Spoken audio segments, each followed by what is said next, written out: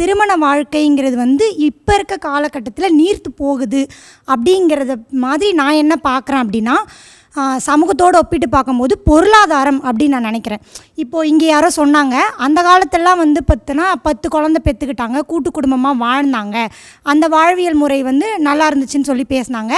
இப்போ நான் என்ன சொல்லணும்னா, அப்போ வந்து கரண்ட் இல்லை, எந்த விதமான வசதிகளுமே இல்லை. ஆனால் இப்போ வந்து எல்லாமே வந்துருச்சு. இப்போ தனித்தனியாக இருக்கிற செலவினத்தை பார்க்குறதுக்கே ஒருத்தருக்கு பொருளாதார தேவைன்றது வந்து கிடைக்கிறது கிடையாது. விலைவாசிகள் உயர்வு ஏற்பட்டுருச்சு.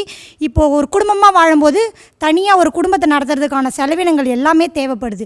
அதுக்கு பயந்து ஒரு பொருளாதார ரீதியாக தான் அதிகமான விவாகரத்து ஏற்படுதுன்றதை நான் நம்புகிறேன். அடித்தட்டு மக்களும் பொருளாதாரத்தில் அதிகமாக இருக்கிறவங்களும் அவங்க 50,000 சம்பாதிக்கிறாங்க, நான் 50,000 சம்பாதிக்கிறேன், நாங்கள் 2 பேரும் சேர்ந்து வாழ்கிறோன்னு ஒரு முடிவு எடுத்துருவாங்க. நான்லாம் வந்து ஒரு கிராமத்து பொண்ணு.